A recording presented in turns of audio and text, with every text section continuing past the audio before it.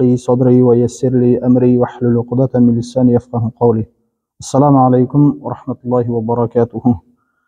قدر من جماعت, Allah Taala siz bilen bizning ilmimizni artırsın, sol ilmimizge Allah Taala amal etip nasip etsin. O'tgan darsimizda o'tgandek, Qabil Abilni o'ldirib qo'yadi. O'ldirib qo'ygandan keyin Adam alayhissalomga ko'ringisi kelmay Razıq dalaga qachadi. Сол күйі өзінің жұбайын алып сол жаққа қарай қоныс аударады, көрінбейді. Бұл жаңа айттық қой өткен дәрісімізде. Қабыл Әбілді өлтіргеннен кейін өкінеді, негізі өкініш болады. Тіпті бауырының қалай жерлеу керектігін де білмеген болатын. Алла Тағала оған қарға арқылы үйретеді. Бір қарғаның шұқып өлтіріп, жерді қазып, оны топырақпен көмеді. Сонда Әбіл сол кезде де өкінген екен. Мен бауырымды мына қарға құрылы бола алмадым, бауырым жерлей алмадым деп. Сөйтіп қарғадан көргенін істейді. Сөйтіп көнгеннен кейін бұл Адам алейхиссалам көрінбей Жазық далаға қашады. Сөйтіп екіге бөлінеді. Жазық даладағылар Қабілдің жаңа ұрпағы. Таудың етегінде Адам алейхиссалам мен оның ұрпақтары қалды. Адам алейхиссалам бұл кезде әлі тірі. Сөйтіп Адам алейхиссалам өткенде айттық 1000 жыл өмір сүрген деп. Осы өміріне тоқтала кетсек, 1000 жыл дегенде Ибн Аббас, Алла әкесі екеуіне разы болсын, жеткен хадисте пайғамбарымыздан жеткізеді. Пайғамбарымыз хадисінде былай айтады: шын мәнінде ең бірінші болып мойындамаған адам деп 3 рет айтады. Шын мәнінде ең бірінші болып мойындамаған адам, шын мәнінде ең бірінші болып мойындамаған адам деп 3 рет айтқаннан кейін мынаны айтады. Аллах адамды жаратқан кезде, Аллаху Тағала оның белін сипап ұрпақтарын шығарады белінен. Сіз бен біз де бармыз сол жерде. Осы жерде мына нәрсені айтып кетсем, біздер қашаннан бері мұсылмансың дегенде не деп жауап береміз? Әл-Мисақтан бері, Енді Әл-Мисақ деген не деген сұрақ болады. Жалпы адам баласының 4 мекені бар өмір сүретін. Біріншісі Әл-Мисақ, рухтар әлемі. Жаңа қазір түсіндіреміз оны иншалла. Рухтар әлемі. Екіншісі анасының құрсағындағы өмір. 9 ай 9 күн өмір сүреміз онда да. Үшіншісі мына бізбен сіз болып өмір сүріп жатқан мынау 5 күндік өмір. Төртіншісі ол мәңгілік өмір. Мәңгілік өмір. Я тозақта болсаң, я тозақисың, жәннатта болсаң, жәннаттайсың. Алла Тағала сізбен бізді жәннатқа алсын иншалла. Енді осы Адам алейхиссалам белінен шығарған біздерде бармыз, сол барзақ әлеміне мұсылманбыз дегенін қазір айтамын иншалла. Алла Тағала адам жаратқаннан кейін оның белін сипап, пайғамбарымыз хадисінде айтып отыр, белін сипап бүкіл ұрпақтарын шығарды дейді, қиямет күнге дейінгі, ең соңғы ұрпаққа дейін. Сөйтіп олардың екі көзінің ортасында бір нұр жасаған еді дейді, іштеріне таңдауларына. Сонда ол адам, Раббым, бұлар кім деп сұрады дейді. Сонда Алла Тағала не дейді? Бұлар сенің ұрпағың дейді. Бұл жас шығарылғандар сенің ұрпағың дейді. Соның ішінде Адам алейхиссаламның бір кісіге ерекше назар ауады. Жаңағы жарығына айттық қой, жаңағы екі көзінің ортасына не істеді дедік? Нұр. Соны бір ұрпағының ішінде нұры ерекше болады. Соған назар ауады, сөйтіп сұрайды. Бұл кім деп сұрайды. Сонда Алла Тағала бұл сенің ұрпағың ішіндегі соңғы халықтардан болатын қайырлы адам. Ол кім еді? Ол Дауд алейхиссалам. Түсінікті, сонда адам оған қанша өмір бердің деп сұрайды Дауд алейхиссалам Алла Тағаладан. Сонда Алла Тағала оған 60 жыл дейді. Адам алейхиссалам өзі 1000 жыл. 60 жыл өмір. Сонда Раббым, оның өмірін ұзарт дейді. Сонда Алла Тағала оның өмірі ұзартылады, тек сенікінен ғана алынса дейді. Сенің ғұмырыңнан алынады. Сөйтіп Алла Тағала Даудке Адам алейхиссалам Алланың қалауымен сөйтіп 40 жылын береді өзінің. 40 жылын қосады. Сөйтіп не болады? 100 болады. Сөйтіп Адам алейхиссалам өмірінің соңында дейді, жеткен кезде оған өлім періштелер келеді. Жаңа айтты ғой, менің 40 жыл өмірімді Даудке берді, Дауд алейхиссалам. Дауд алейхиссалам өмірінде өтеміз иншалла. Сонда өлім періштелері келген кезде Адам алейхиссалам не қылды? Ол 960-ға келген еді сол кезде. Енді 40 жылын алғанда 960 болды. 960-ға келген кезде ол өз жасының 1000 жыл екенін білетін дейді. 1000 жыл өмір сүретін. Жалпы пайғамбарлардың айырмашылығы өлетін кезде. Олар өздерінің өлетін кезін білетін болған. Сондықтан айырмашылық. Сонда өлім періштесіне менің 40 жылым бар ғой әлі деп айтты Адам алейхиссалам. Менің әлі 40 жылым бар. Сонда періште оның 40 жылы сенің 1000 жыл өміріңнің 40 жылын сен Дәуітке бергенсің дейді. Сонда Адам алейхиссалам мойындамайды. Ол ұмытты. Анандай әдейі істеп жатқан жоқ, ол шынымен ұмытты. Сонда Алла Тағала оған жазуды шығарып дәлелдейді Адам алейхиссалам. Келтіреді. Сонда да Дәуіттің өмірін Алла Тағала келтіргеннен кейін Дәуіттің өмірін 100-ге толтырады. Адам алейхиссаламдікін 1000-ға толтырады. 1000 болып қалады, Дәуіттікі 100 болып қалады. Түсінікті ғой, иә? Осыдан дейді, адам қателесті дейді, бірақ ол ұмытты. Қателесіп ұмытып істеді, бірақ ол әдейі істеген жоқ дейді. Қасар. Түсінікті ғой, иә? Осыдан бері біздің ұмытшақ болатындығымыз жалпы. Бұл жайыз нәрсе, ұмытуымыз, иә? Пайғамбарымыз дейді, менің үмметім екі нәрседен сұралмайды дейді. Білмей істеген нәрседен және ұмытып істеген нәрседен. Түсінікті ғой? Бұл жерде де айырмашылығын түсіну керек. Өтірік ұмытып бір нәрселер жасап қойып басқа. Түсінікті ғой да? Мысалы, бір нәрсе шариғаттағы бір нәрсені білмей жүрсің, мысалы, намаз бабында дейікші, мысалы. Бір нәрсені білмей жүрсің, мысалға қателескеннен кейін сақшы жасау керекін білмедің, мысалы. Бір уәжіп тәрк еткеннен кейін деген секілді. Кейін білмей істесең, ол жақсы. Алла иншалла қабыл етсін намазыңды. Бірақ бізге не берді Алла Тағала? Ақыл берді, біздер білмегендерің, білгендеріңнен сұраңдар деді. Сондықтан біздер не істеу керекпіз? Білмейтін нәрсеміз сұрау керекпіз. Түсінікті ғой, да? Енді Ибн Зумра әс-Сағди, мен Мәдинада сөйлеп тұрған бір шейхті көрдім дейді. Сөйтіп адамдардан сұрадым, олар кім, бұл кім деп сөйледі. Сонда олар Убай ибн Қағб деп айтты дейді. Убай ибн Қағб. Сонда Убай ибн мынаны айтып жатыр екен. Пайғамбарымыздың саллаллаху алейхи ва саллям хадисін жеткізіп жатыр. Адам өлім төсегінде жатқан уақытта дейді, менің өзінің балаларына айтады, менің жәннат жемістерін жегім келіп жатыр дегенді айтады. Өзінің ұрпақтарына. Сөйтіп оның балалары не істейді? Жәннат жемістерін іздеп шыға бастайды. Өткенде айттық қой. Адам алейхиссалам ең алдымен қай жақта тұрды? Жәннат бақшасында, жәннат бақшасында. Сол жәннат бақшасындағы жемістерді жегім келіп жатыр деп айтты дейді. Сөйтіп олар іздеп бара жатқанда оның алдынан періштелер келеді. Яғни ұрпақтарының алдында. Қайда жол тарттыңдар дегенде, әкеміз сырқаттанып қалды, оған жемістер әкелуге бара жатырмыз. Енді жәннаттағы жемістер мен мына өмірдің жемістерінің айырмашылығы жер мен көктей. Түсінікті ғой да? Ол жақтағы жемістер шірімейді, ол жақтағылар шірейді. Және ол жақтағылардың біреуі екіншісінің дәміне ұқсамайды. Сөйтіп екі періште не деді ұрпақтарына? Сендердің әкелерінің уақыты бітті. Өлім сәті келіп жетті. Сендер арттарыңа қайтыңдар дейді. Олар өздерімен бірге жерлеу рәсіміне қатысты құралдарын алып келді дейді. Кебін, жәннаттан болған иіссу. Иіссудың ең алғашқы суы. Оған дейін болмаған. Түсінікті ғой, иә? Сөйтіп иіссу және кебінді алып түсті дейді. Сөйтіп әкелеріне келген кезде Хауа анамыз бұларды танып қояды, періштелерді. Ол адам кейпінде келіп тұр ғой. Періштелер танып қойып не істейді? Адам алейхиссалам жауызады. Бермейді, бергісі келмейді.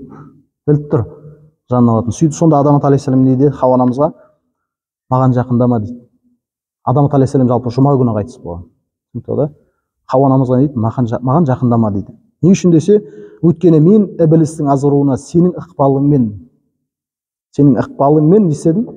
Берілген едім дейді. Ібілістің азғыруына беріліп қойған. Әлгі жеме деген ағаштан не істеді? Кімнің ықпалымен? Өзінің Хауа анамыздың ықпалымен, ықпал еткен. Сондықтан жолама дейді. Сөйтіп періштелер Адам алейхиссалам жанын алғаннан кейін кебіндейді, жерді қазады, көмеді, жаназа оқиды.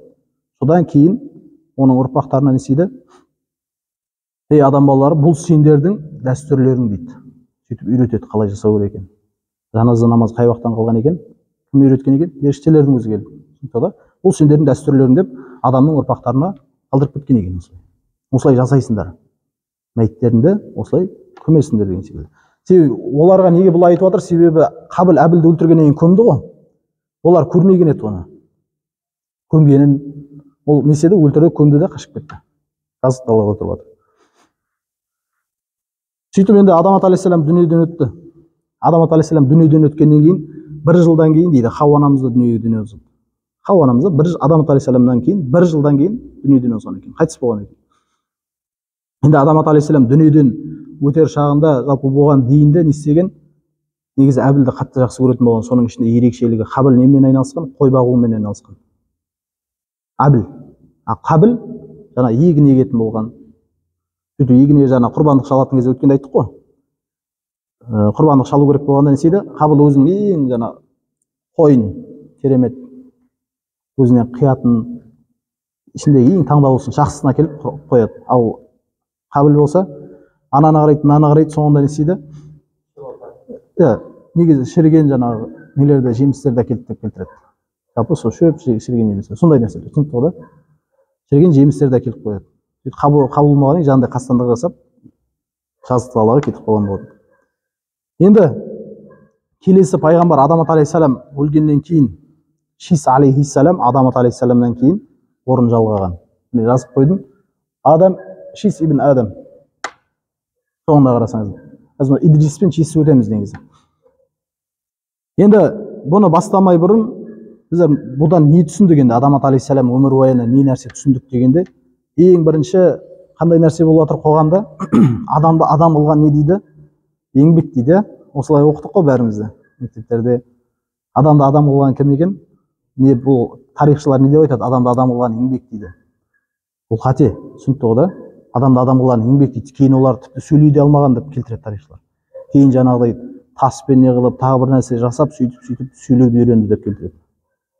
Негізі адамды адам қылған кім? Алла ғой жаратқан.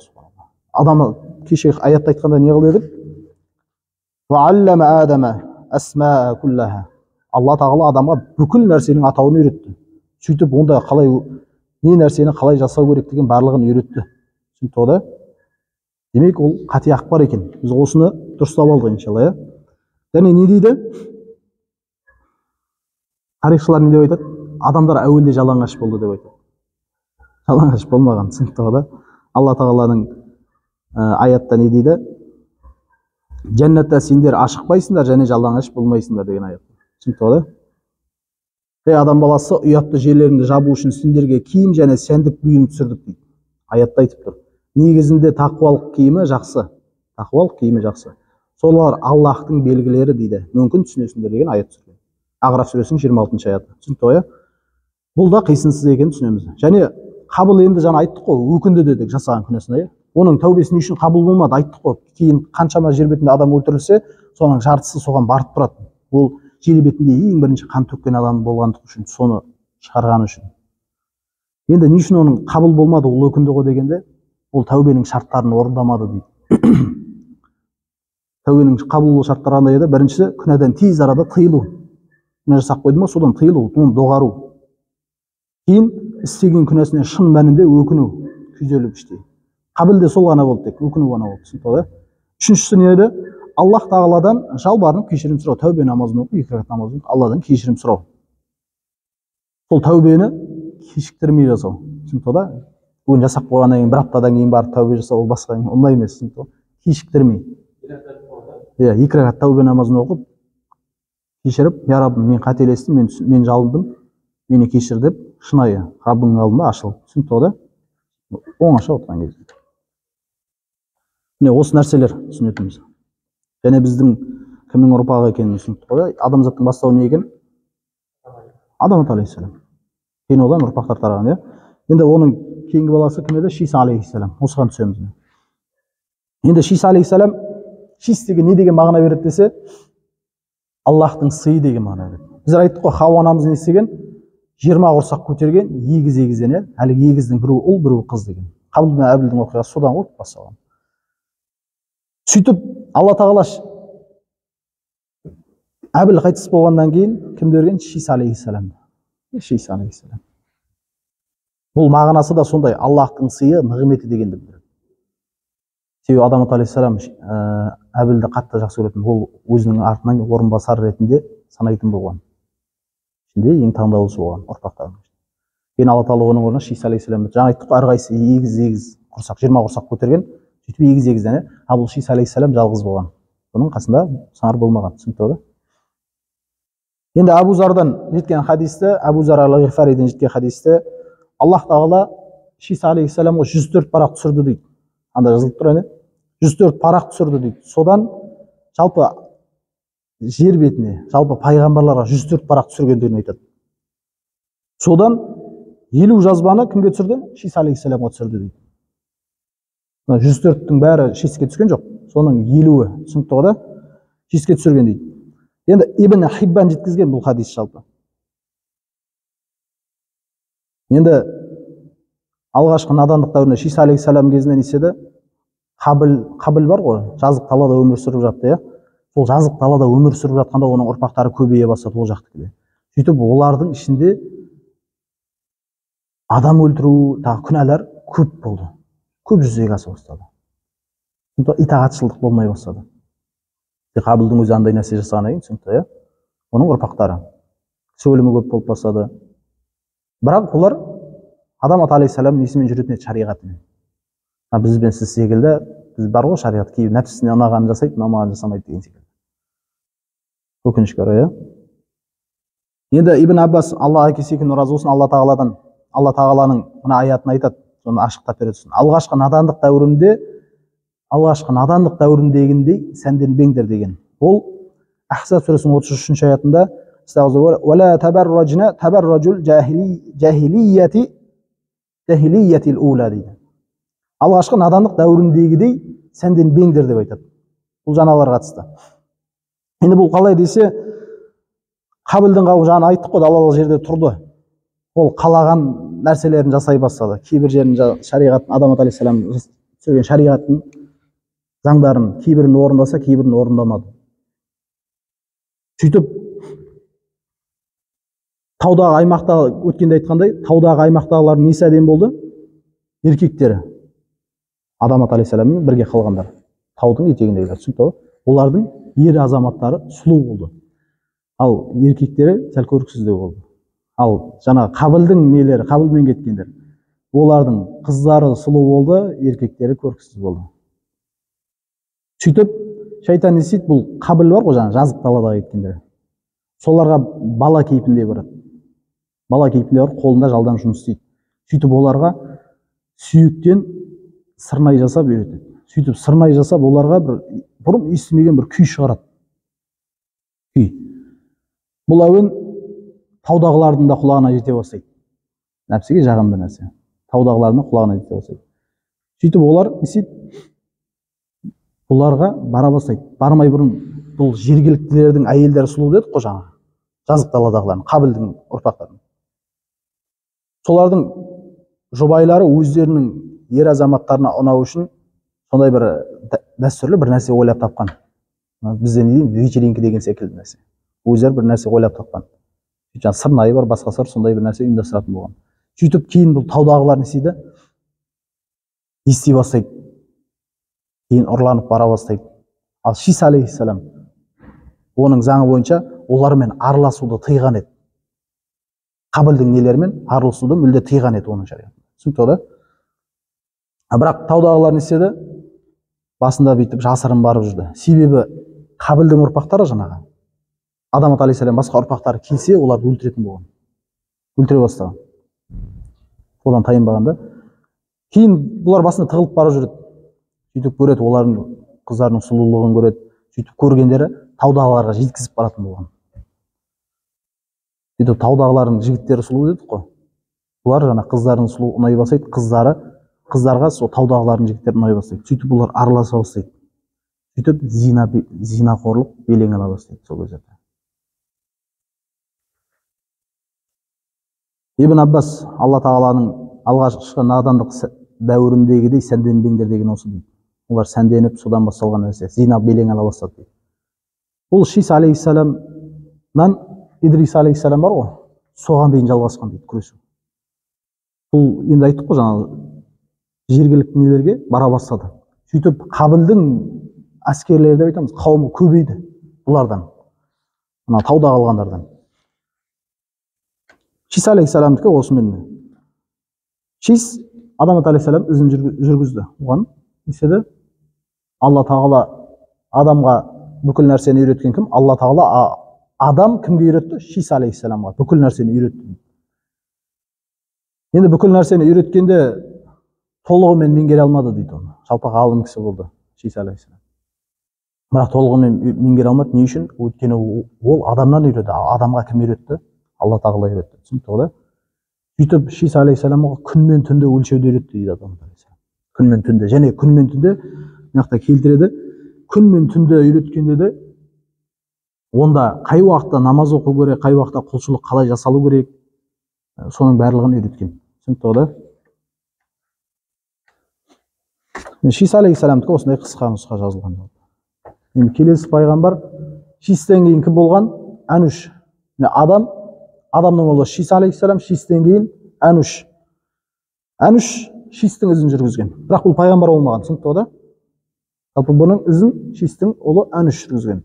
Әнуштен кейін Қайнан жүргізген. Қайнаннан кейін Мәхләйіл жүргізген. Қайнанның ұлы Мәхләйіл. Түсінікті ғой да? Сонда Шистің несі болады? Шөбересі бола ма? Баласы, немересі, шөбересі болады. Енді осы Мәхләйіл ең бірінші ағашты кескен адам деп айтады. Мағынасы қалалар, үлкен қамалдар, сарайлар тұрғызған дейді. Бәбил деген жер бар ғой. Бәбил деген қаланы салған осы дейді. Мәхләйіл дейді. Бәбил деген қаланы салған осы. Және жаңа Қабіл шайтандарға көп, сол Қабілдің несіне шайтандары көп неседі.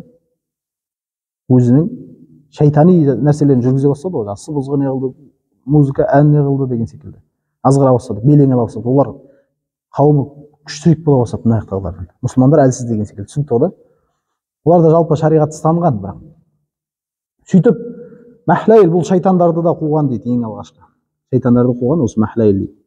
Күрескен. Енді Мәхләйілден кейін Яруд, Ярудтан кейін Ханух дейді.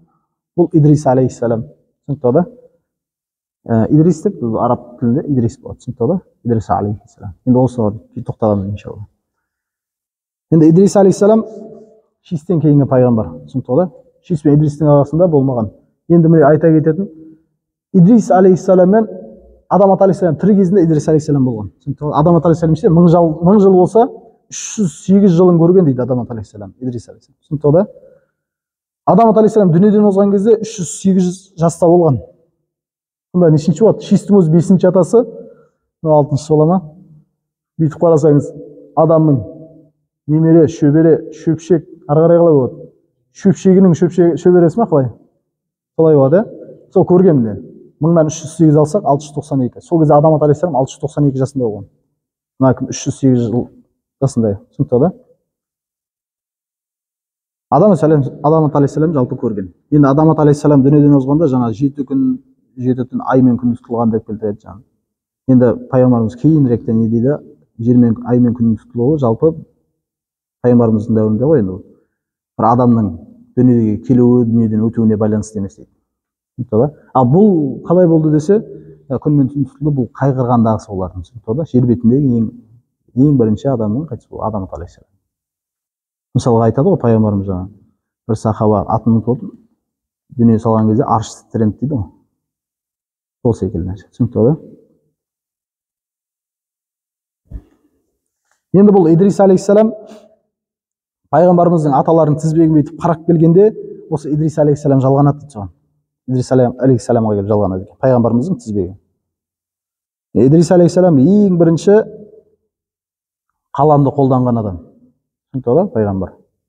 Қаламды қолданған ең бірінші адам екен. Енді бұл кейін нелерде келтіреді? Миғражда пайғамбарымыз саллаллаху алейхи вассалам миғраж оқиғасы бар ғой, миғражға көтерілген кезде не істейді? 4-ші қабатта Идрис алейхиссаламмен кездеседі. Жалпы Идрис алейхиссаламға негізі кітапта бір-ақ бет келтірген яқты.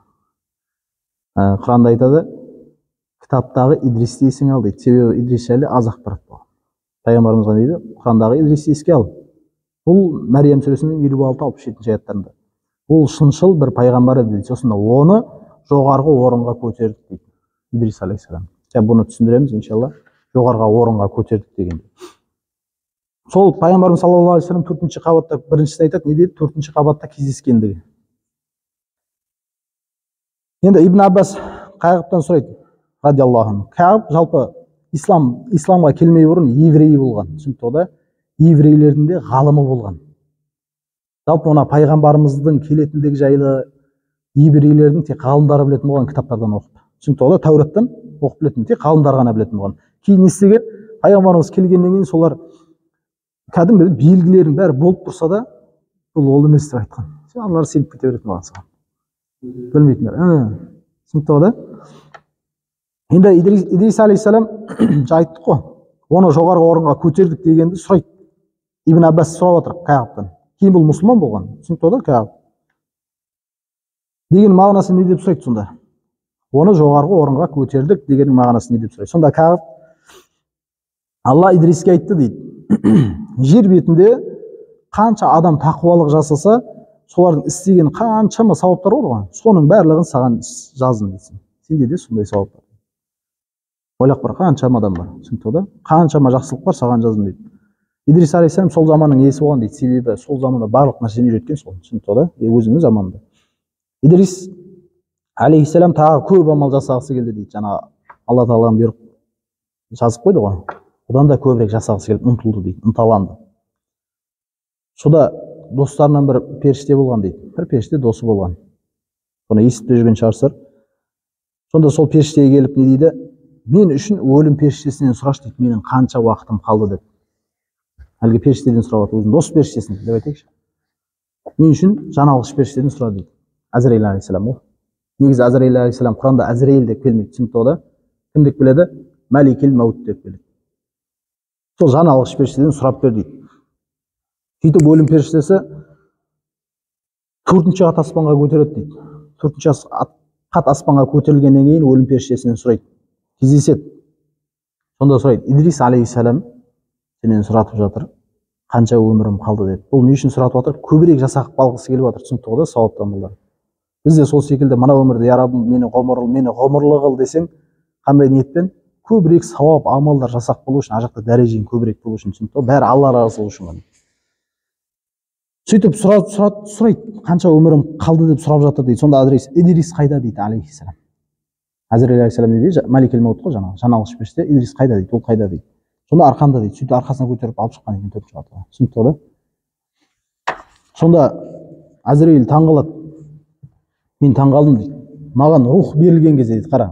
Азраилдің жаналғыш періштенің өзі маған рух берілген кезде ең бірінші айтылған үкім дейді, Идристің жанын 4-ші қат аспанда ал деп айтты дейді. Ол 4-ші қатта кездесіп тұр ғой. Түсінікті да?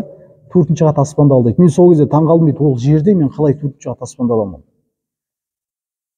Бұйрықты талқыламайды ол періште. Түсінікті ғой да? Мен қалай ол кезде айтылмаған, бірақ таңғалған сол кезде, таңданған. Сол жерде алған деп келтіреді жалпы жанын. Сол 4-ші қат аспанда. Енді айтады. Ибн Аби Хашим өз тәпсірінде айтады. Періште сұраған кезінде дейді жаңағы. Періште сұраған кезінде не дейді?